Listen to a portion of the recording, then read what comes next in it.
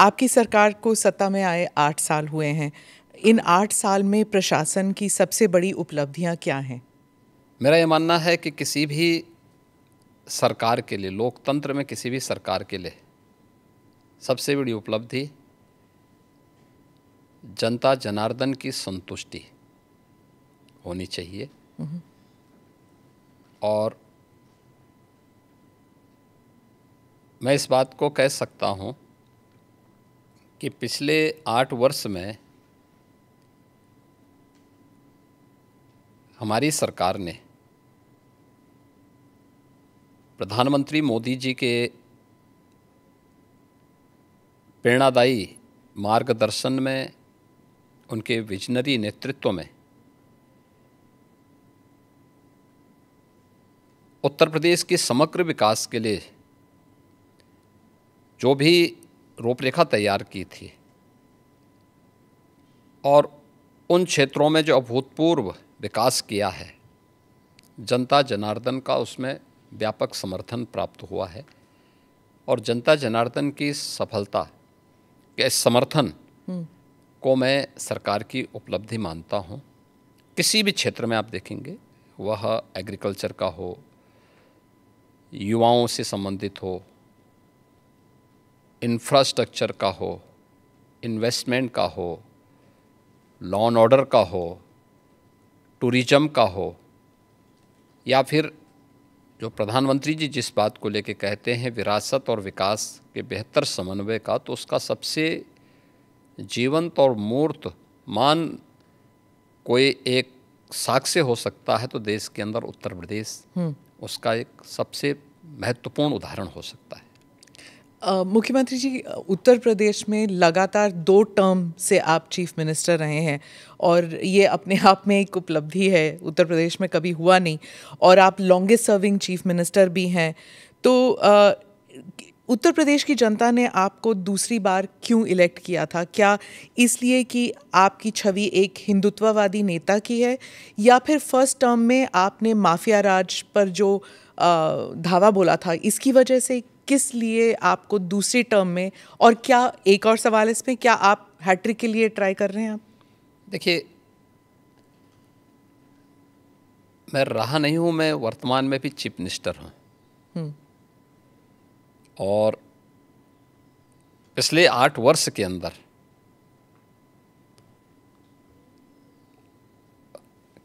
अपनी पार्टी के नेतृत्व के कारण, पार्टी के और सहयोगी दलों के सभी नेताओं के सहयोग के कारण, भारतीय जनता पार्टी के एक कार्यकर्ता और अन्य सहयोगी संगठनों के सहयोग से जनता जनार्दन का जो आशीर्वाद हमें प्राप्त हुआ है, तो ये हमारी सरकार को पहली बार यह अवसर मिला है कि आज़ादी के बाद कोई मुख्यमंत्री 5 वर्षों तक लगातार काम करे और फिर से वह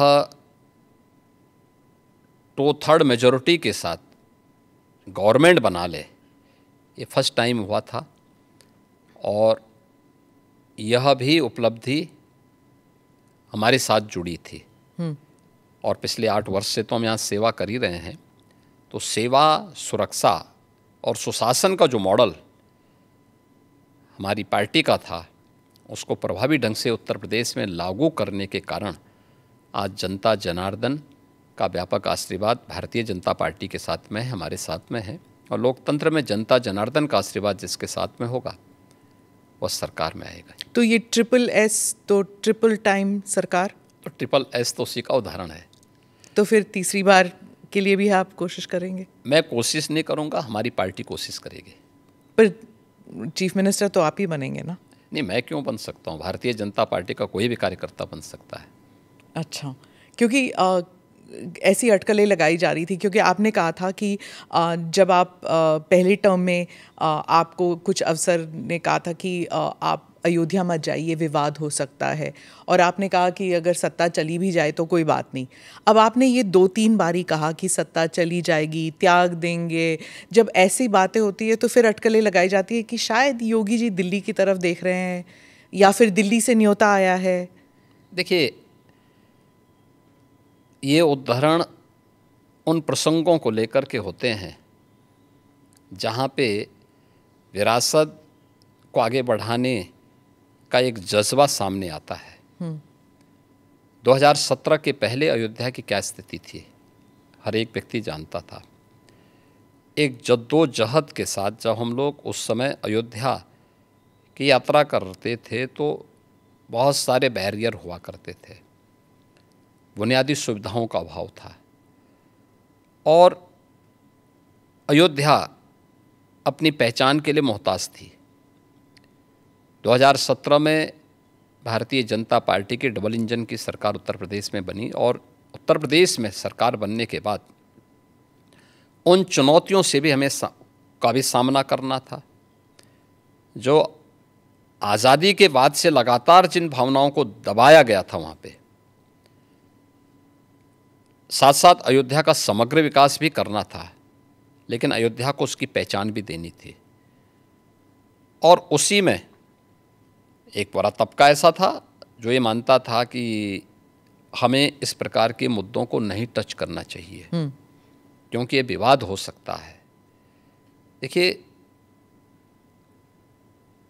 आप सत्ता में रहेंगे तो आपके लिए अनुकूल वातावरण भी होगा, प्रतिकूल भी होगा। अनुकूल और प्रतिकूल के बीच में समन्वय बना करके जब हम आगे बढ़ते हैं तो ही कुछ परिणाम दे पाएंगे। और अयोध्या के साथ भी यही हुआ। हमने कहा भी ठीक है, विरोध होता है तो होने दीजिए, देखेंगे। अयोध्या जाएंगे, कोई एक कार्यक्रम का शुभारंभ करेंगे जो अयोध्या की पहचान बन सके। दीपावली तो अयोध्या से जुड़ी हुई थी, दीपोत्सव, और दीपावली के आयोजन को एकदम विस्मृत सा कर दिया गया था अयोध्या में ही। तो हमने दीपोत्सव के आयोजन के साथ फिर उसकी पहचान को वहाँ दिलाई। तो हम लोगों ने वहाँ पे मर्यादा पुरुषोत्तम भगवान श्री राम के प्रति और सरयू मैया के प्रति दीपोत्सव के माध्यम से जो कृतज्ञता ज्ञापित की थी, उसका परिणाम आज नई अयोध्या के रूप में सबके सामने है, जिसको देख करके हर व्यक्ति अभिभूत होता है। तो प्रधानमंत्री जी का जो विजन विरासत की प्रति है, उसका मूर्तमान स्वरूप आज अयोध्या में भी देखने को मिलता है। आज आप देख रहे होंगे, जिस अयोध्या में साल भर में कुछ लाख लोग आते थे, आज करोड़ों लोग वहाँ पहुँच रहे हैं। व्यवसाय वहाँ फल फूल रहा है, लोगों को अनेक अवसर प्राप्त हो रहे हैं। तो हम लोग अपनी सत्ता की चिंता करें और अपनी विरासत को विस्मृत कर लें, तो मुझे लगता है कि ये हम न्याय नहीं कर पा रहे हैं, अपने साथ भी, अपने समाज के साथ भी और अपने देश के साथ भी। योगी जी, आपने डबल इंजन सरकार का जिक्र किया। अखिलेश जी कहते हैं डबल इंजन क्या, अब तो इंजन एक दूसरे को नमस्ते तक नहीं करती। हाँ, देखिए, ये उनके संस्कार थे। हमारे यहाँ हम विरासत को सम्मान दे करके अपनी वर्तमान लीडरशिप को भी सम्मान करते हैं और अपने पूर्वजों के प्रति भी सम्मान का भाव रखते हैं। लेकिन जिनके आदर्श औरंगजेब हों तो उनका आचरण भी उसी प्रकार का जरूर होगा, और लोगों ने देखा भी अपनी आंखों से। आप क्यों कहते हैं कि उनका औरंगजेब उनके लिए आदर्श हैं? क्योंकि वो औरंगजेब को महिमा मंडित कर रहे हैं। वे सब लोग उस कैटेगरी में खड़े हो चुके हैं। उनके नेताओं ने मुंबई से लेकर के लखनऊ तक, ये सभी लोग तो महिमा मंडन करने वाले लोग हैं। तो जिनका जैसा आदर्श होगा तो वैसे ही उनका स्वयं का चरित्र भी होगा। यही तो हमारी संस्कृति भी कहती है, शिवो भूत्वा शिवम यजेत। तो जो जिसकी पूजा करेगा उस जैसा ही बनता है। हम राम को आदर्श मानते हैं, कृष्ण को आदर्श मानते हैं, शिव को आदर्श मानते हैं, उनकी पूजा करते हैं, तो स्वाभाविक रूप से उनके अच्छे गुण भी हमारे अंदर उनकी कृपा से समाहित होते हैं। जो औरंगजेब को, बाबर को अपना आदर्श मानता होगा तो उन जैसे गुण भी उनके अंदर देखने को मिलेंगे, और ये आचरण लोगों ने अपनी आंखों से देखा भी है और आगे भी देखेंगे। वो कहते हैं आपको हिस्ट्री के बारे में कुछ पता नहीं है। राणा संगा के बारे में उन्होंने कहा कि वो थे जिन्होंने बाबर को न्योता दिया था। आप जानते नहीं हैं अपनी विरासत के बारे में। हिस्ट्री ये लोग जानते हैं, हिस्ट्री यही लोग जानते हैं जो जिन्ना को महिमामंडित करते हैं। हमें याद है इसी उत्तर प्रदेश में हम लोग लौह पुरुष सरदार वल्लभ भाई पटेल की unity, run up for unity के कार्यक्रम के साथ जुड़ रहे थे। हमने पूरे प्रदेशवासियों को इसके लिए आमंत्रित किया था। सरकार भी थी, भारतीय जनता पार्टी भी थी, सभी दलों को हमने आमंत्रित किया था।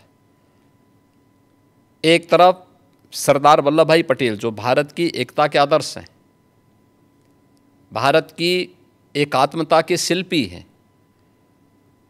हम उनके प्रति श्रद्धा का भाव व्यक्त कर रहे थे और ये लोग जिन्ना को महिमामंडन कर रहे थे।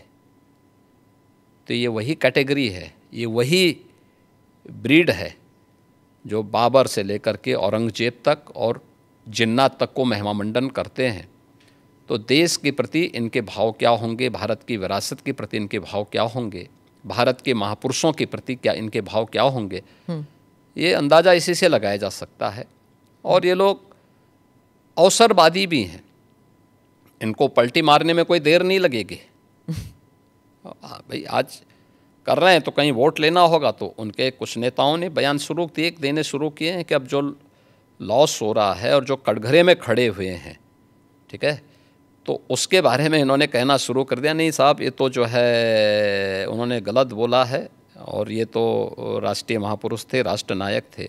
राणा सांगा के इतिहास को अगर इन्होंने पढ़ा होता, वो महान योद्धा जिसके शरीर के घाव इस बात को बताते थे कि इन्होंने भारत की धर्म और संस्कृति को बचाने के लिए उस समय किस प्रकार के पराक्रम का परिचय दिया था। ये महाराणा प्रताप, महाराणा सांगा, छत्रपति शिवाजी महाराज और गुरु गोविंद सिंह के बारे में ये लोग बताएंगे। इतिहास के बारे में लोग क्या जानते हैं? जो औरंगजेब और बाबर की पूजा करते हों, जो जिन्ना को अपना आदर्श मानते हों, इन लोगों से इसकी उम्मीद नहीं की जा सकती है।